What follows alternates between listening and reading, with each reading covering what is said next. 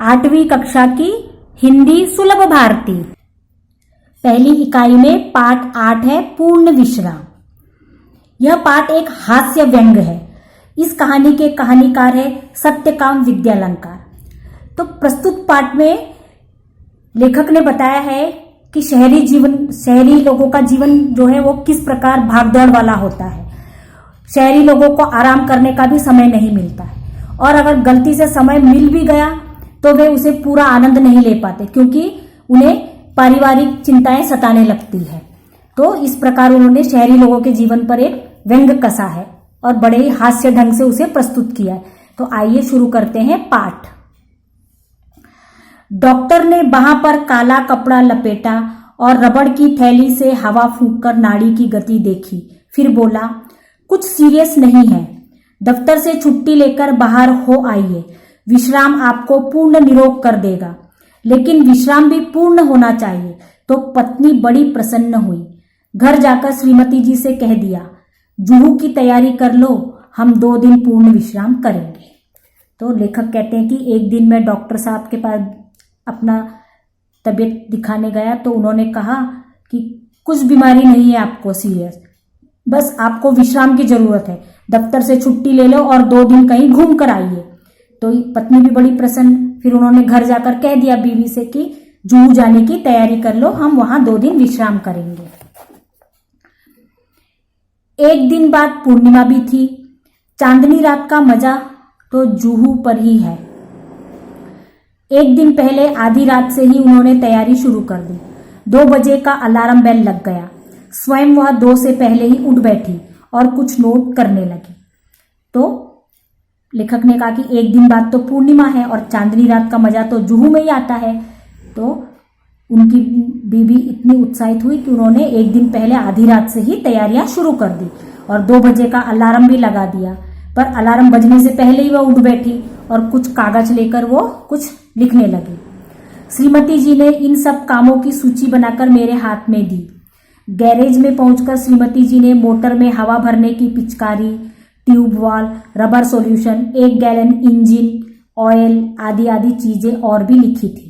दिन भर दौड़ धूप करके पायधुनी से मिस्त्री लाया। सुबह से शाम हो गई, मगर शाम तक 4 में से 2 खिड़कियों की चटकनियां भी नहीं कसी गई। मोटर के लिए जरूरी सामान लाते लाते रात तक दिल की धड़कन दुगुनी हो गई थी। तो लेखक बताते हैं कि श्रीमती जी ने तो बड़ी लंबी चौड़ी लिस्ट मेरे हाथ में थमा दी सामान लाने की। गाड़ी में हवा भरने के लिए पिचकारी, ट्यूब बॉल, रबर सॉल्यूशन, ये सब मुझे लाना था। और फिर दरवाजे खिड़कियों की चिटकनियां भी ठीक करना था। तो मिस्त्री आया। सुबह से शाम हो गई, पर मिस्त्री से 2 भी खिड़कियों की चिटकनियां कसी नहीं गई। इस प्रकार सारे काम करते करते लेखक जो है वो बहुत थक चुके थे। उनकी दिन की धड़कनें जो है वो दुगनी हो चुकी थी। रात को सोने लगे तो श्रीमती जी ने आश्वासन देते हुए कहा, कल जुहू पर दिन भर विश्राम कर लेंगे तो थकावट दूर हो जाएगी। श्रीमती जी ने अपने कर कमलों से घड़ी की घुंडी घुमाकर अलार्म लगा दिया और खुद बाहर जाकर मोटर का पूरा मुआयना करके यह तसल्ली कर ली कि सूची में लिखा सब सामान आ गया या नहीं। सुबह 5 बजते ही अलार्म ने शोर मचाया। तो फिर लेखक की पत्नी ने कहा कि कोई बात नहीं, कल हम सारा दिन जुहू में आराम कर लेंगे तो आपकी थकावट दूर हो जाएगी। और फिर उन्होंने अपने हाथों से घड़ी में अलार्म लगा भी दिया और बाहर जाकर सब देख के भी आ गए कि कल जाने का सब सामान तैयार है कि नहीं। और 5 बजे का अलार्म लगा के सो गए। और फिर जैसे ही सुबह 5 बजा तो अलार्म ने शोर करके उन्हें जगा दिया। रोशनी होते न होते जुहू की तैयारी चरम सीमा पर पहुंच गई। स्टोव को भी आज ही धोखा देना था। वह हर मिनट बुझने लगा। आधा घंटा उसमें तेल भरने धौकनी करने में चला गया। आखिर चाय का प्रोग्राम स्थगित कर दिया गया और हम दत्तचित्त होकर तैयारी में जुट गए। वाटरलू जाने से पहले नेपोलियन ने भी ऐसी तैयारी न की होगी।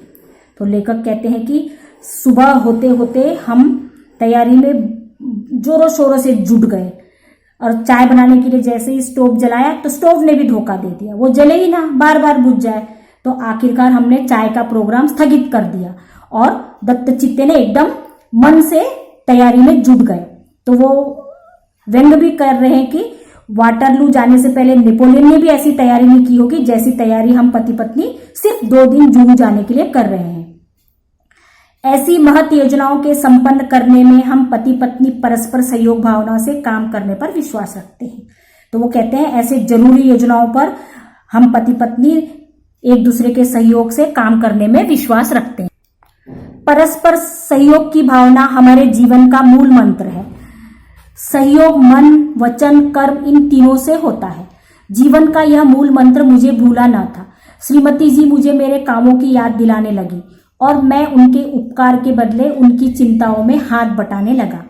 मैंने याद दिलाया, पूड़ियों के साथ मिर्ची का अचार जरूर रख लेना। श्रीमती जी बोली, अचार तो रख लूंगी, पर तुम भी समाचार पत्र रखना ना भूल जाना, मैंने अभी पढ़ा नहीं है। मैं बोला, वह तो मैं रख लूंगा ही, लेकिन तुम वह गुलबंद ना भूल जाना जो हम पिछले साल कश्मीर से लाए थे। जुहू पर बड़ी सर्द हवा चलती है। तो इस प्रकार वे एक दूसरे को चीजें याद दिलाते हुए तैयारी करने लगे, पैकिंग करने लगे। ये ले जाना है, वो रख लेना, ये रख लेना, सब करने लगे। गुलबंद तो रख लूंगी, लेकिन तुम कहीं बेडिंग सूट रखना ना भूल जाना, नहीं तो नहाना धरा रह जाएगा। और तुम कहीं रबर कैप भूल गई तो गजब हो जाएगा। वह तो रख लूंगी, लेकिन कुछ नोट, पेपर, लिफाफे भी रख लेना। और देखो, राइटिंग पैड भी ना भूल जाना। राइटिंग पैड का क्या करोगी? कई दिन से माँ की चिट्ठी आई पड़ी है, जुहू पर खाली बैठे जवाब भी दे दूंगी, यूं तो वक्त भी नहीं मिलता। और जरा वे चिट्ठियां भी रख लेना जिनके जवाब देने हैं। चिट्ठियां ही रह गई तो जवाब किसके दोगी? और सुनो, बिजली के बिल और बीमा के नोटिस आ पड़े हैं, उनका भी भुगतान करना है, उन्हें भी डाल लेना। तो दोनों एक दूसरे को ये रख लेना, वो रख लेना, बिजली बिल भी रखना है, पैड भी राइटिंग पैड भी रखना है, चिट्ठियां भी रखनी है, चश्मा रखना है। तो इस प्रकार दोनों तैयारी में जुट गए हैं। ऐसा लग रहा है मानो वो वहां विश्राम करने नहीं, दुनिया भर का घर का काम करने जा रहे हैं। उस दिन तुम धूप का चश्मा भूल गए तो सर का दर्द चढ़ गया था, इसलिए कहती हूं छतरी भी रख लेना।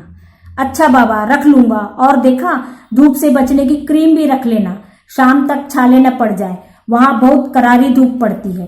श्रीमती जी कहती तो जा रही थी कि रख लूंगी, लेकिन ढूंढ रही थी नेल कटर, कैंची, ब्रश और सब तो मिल गया था, लेकिन नेल कटर नहीं मिल रहा था, इसलिए बहुत घबराई हुई थी। मैंने कहा, जाने दो नेल कटर, बाकी सब चीजें तो रख लो।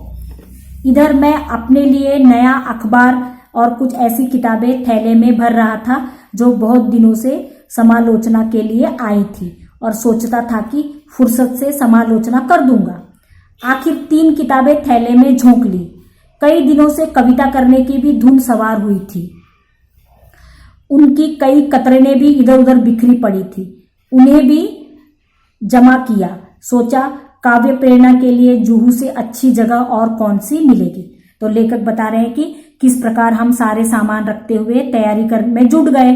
तो हमने दोनों को बहुत काम करने थे घर के, उसको चिट्ठियां लिखनी थी, तो इसको समालोचन करना था, तो ये वो पूरा दुनिया भर का काम उन्हें याद आ रहा था। ऐसे लग रहा था मानो वो आराम करने नहीं, वहां काम करने जा रहे हैं। आखिर कई अटैची, कई थैले, कई झोले भरकर हम जुहू पहुंचे। 5-7 मिनट तो हम स्वप्न लोक में विचरते रहे। हम समुद्र में नहाने को चल पड़े। समुद्र तट पर और लोग भी नहा रहे थे। एक ऊंची लहर ने आकर हम दोनों को ढक लिया। लहर की उस थपेड़ से न जाने श्रीमती जी के मस्तिष्क में क्या नई स्फूर्ति आ गई कि उन्होंने मुझसे पूछा, तुम्हें याद है बरामदे की खिड़की को तुमने अंदर से बंद कर दिया था या नहीं? मैं कह उठा, मुझे तो कुछ याद नहीं पड़ता। अगर वह बंद नहीं हुई और खुली ही रह गई तो क्या होगा? कहते कहते श्रीमती जी के चेहरे का रंग पीला पड़ गया। तो यहाँ लेखक कह रहे हैं कि पहले तो हम बहुत सारा सामान अटैची थैले लेके जुहू पहुंचे, 2-7 मिनट आराम से बिताए, स्वप्न लोक में विचरने लगे। फिर समुद्र में नहाने को गए, और जैसे ही समुद्र में नहाते नहाते फिर पत्नी को याद आया कि मैंने बरामदे की खिड़की को बंद किया कि नहीं किया, और वो मुझसे पूछने लगी, तुम्हें याद है क्या, तुमने बरामदे की खिड़की बराबर बंद किया क्या? फिर लेखक ने कहा, मुझे तो कुछ याद नहीं है। बस इतना सुनना था कि उनकी पत्नी चिंतित हो गई और उनका चेहरा चिंता से पीला पड़ गया। मैंने कहा, चलो छोड़ो अब इन चिंताओं को, जो होना होगा हो जाएगा। मेरी बात से तो उनकी आंखों में आंसुओं का समुद्र ही बह पड़ा। उनके कांपते होठों पर यही शब्द थे, अब क्या होगा, और अगर खिड़कियां खुली रह गई होंगी तो घर का क्या होगा। यह सोच उनकी अधीरता और भी ज्यादा होती जा रही थी। जिस धड़कन का इलाज करने जूहू पर आया था वह 10 गुना बढ़ गई थी। मैंने तेजी से मोटर चलाई। मोटर का इंजन धक धक कर रहा था, लेकिन मेरा दिल उससे भी ज्यादा रफ्तार से धड़क रहा था। तो लेखक कहते हैं कि मैंने पत्नी से कहा, छोड़ो चिंता, बढ़िया आनंद लो जूहू का, हम यहाँ विश्राम करने पर। मेरी बातें सुन के उनकी पत्नी रोने लगी। पत्नी की आंखों में आंसू आ गए। अब उनका चिंता ये था कि अब घर का क्या होगा, अगर खिड़कियां खुली रह गई होंगी तो क्या होगा। तो लेखक ने कहा, फिर हम तुरंत मोटर में बैठे और उसी तेजी रफ्तार, जितनी तेजी रफ्तार से आए थे उससे दुगनी तेजी रफ्तार से हम घर की तरफ वापस चल पड़े। कोई फायदा नहीं हुआ विश्राम का, फिर घर वापस जाना पड़ा। जिस रफ्तार से हम गए थे दुगनी रफ्तार से वापस आए। अंदर आकर देखा कि खिड़की की चटकनी बदस्तूर लगी थी, सब ठीक ठाक था। मैंने ही वह लगाई थी, लेकिन लगाकर यह भूल गया था कि लगाई या नहीं, और इसका नतीजा यह हुआ कि पहले तो मेरी ही दिल की धड़कन बढ़ी थी, अब श्रीमती जी के दिल की धड़कन भी बढ़ गई। तो लेखक कहते हैं कि कोई फायदा नहीं हुआ, हमारे विश्राम का प्लान धरा का धर रह गया। मैंने ही खुद चिटकनी लगाई थी पर मुझे याद ही नहीं था, जिसका नतीजा ये हुआ कि हमें तुरंत वापस आना पड़ा, वो भी दुगनी रफ्तार से।